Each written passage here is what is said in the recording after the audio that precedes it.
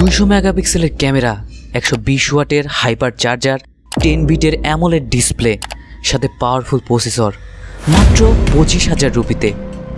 মনে কি একটু খটকা লাগলো?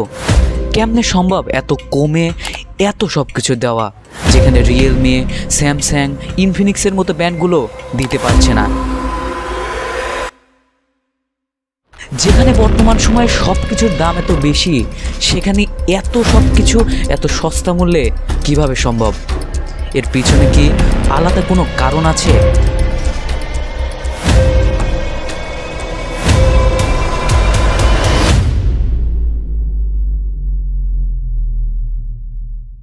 হে বন্ধুরা, আপনারা সকলেই বুঝতে পারছেন আমি কথা বলছি Redmi Note 12 Pro Plus স্মার্টফোনটি নিয়ে। অবশেষে এই ফোনটি ইন্ডিয়ান মার্কেটে লঞ্চ করে দিয়েছে এবং ইন্ডিয়ান মার্কেটে এই ফোনটি যেহেতু লঞ্চ করে দিয়েছে সেহেতু অনেক তাড়াতাড়ি বাংলাদেশ মার্কেটে এটি আনঅফিসিয়ালি পাওয়া যাবে।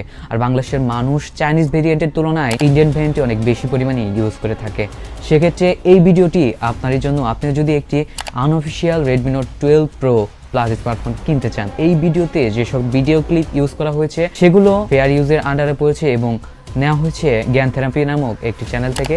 এই জন্য আমি ভাইকে ধন্যবাদ জানাই। চ্যানেলের লিঙ্ক থাকবে ডিসক্রিপশনে, আপনারা চাইলে ঘুরে আসতে পারেন। বন্ধুরা, ফোনটির মেইন আকর্ষণ ক্যামেরা নিয়ে কথা বলা যাক। ফোনটিতে থাকছে 200 মেগাপিক্সেলের প্রাইমারি সেন্সর। হ্যাঁ বন্ধুরা, এটি ফোনটির সবচেয়ে মেইন আকর্ষণ। আর আপনারা একটা বিষয় লক্ষ্য করবেন, মেগাপিক্সেল পিকচার কোয়ালিটির ক্ষেত্রে তেমন কোনো ইফেক্ট করে না, সবচেয়ে বেশি ইফেক্ট করে হলো সেন্সরের ক্ষেত্রে। আর ফোনটিতে স্যামসাংয়ের একটি সেন্সর ইউজ করা হয়েছে।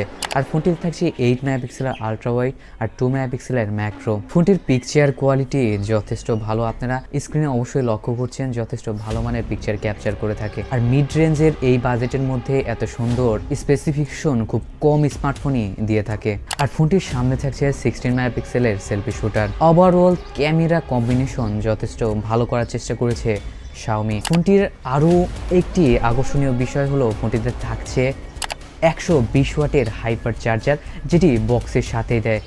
আর ফোনটি মাত্র 19 মিনিটে 100% চার্জ করতে সক্ষম।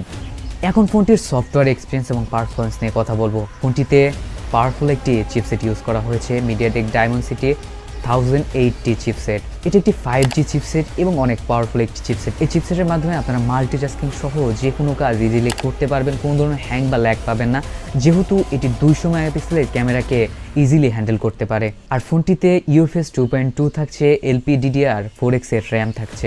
আর ফোনটির সফটওয়্যার এক্সপিরিয়েন্সও যথেষ্ট ভালো, যেহেতু এখানে Android 12 সাথে MIUI 13 ইউজ করা হয়েছে, যথেষ্ট স্মুথলি রান করে এবং এক্সপিরিয়েন্সও যথেষ্ট ভালো। তবে আমার মনে হয় নতুন ইয়ারে তাদের দেওয়া উচিত ছিল Android 13-এর সাথে, বিকজ Android 13 অবশ্যই Android 12 থেকে অনেক আপডেটেড হতো, অনেক ভালো হতো।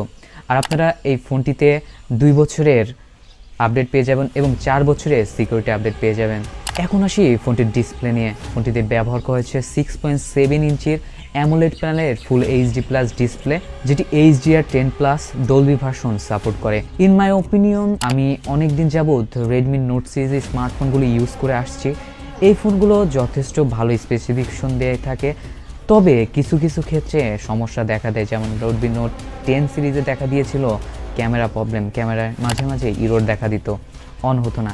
সেক্ষেত্রে আমার মতে আপনারা যদি এমন কোনো প্রবলেম বা বাক্সের শিকার হন, সেক্ষেত্রে অ্যাকসেপ্ট করে নিতে হবে, বিকজ Xiaomi এত কম বাজেটের 99%ই ভালো কিছু দেওয়ার চেষ্টা করছে, হয়তো 1% সমস্যা থাকে। অ্যাজ এ ইউজার আমার মনে হয় এই বিষয়টা অ্যাকসেপ্ট করে আপনাদের চলানো উচিত। এ পর্যন্ত এই ফোনে কোনো ধরনের ইউজার এক্সপিরিয়েন্স বা খারাপ রিভিউ পাওয়া যায়নি, তবে এই ফোনটির যদি খারাপ রিভিউ পাওয়া যায় অবশ্যই আমি আপনাদেরকে শেয়ার করব। আর আপনাদের মধ্যে অবশ্যই এই প্রশ্নটা ঘুরপাক খায় যে Xiaomi কীভাবেই এত কম খরচে এত ভালো স্পেসিফিকেশন দিয়ে থাকে।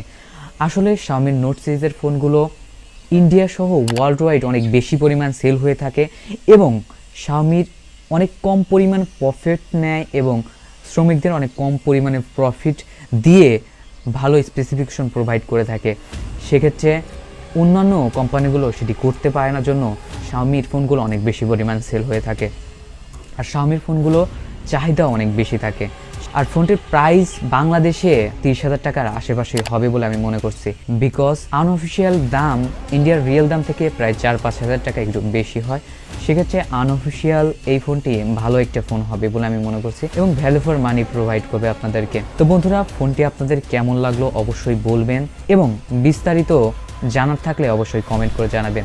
আর আমি ধন্যবাদ জানাতে চাই সেই ভাইদেরকে যারা আমাকে সাপোর্ট করে আসছেন। ধন্যবাদ।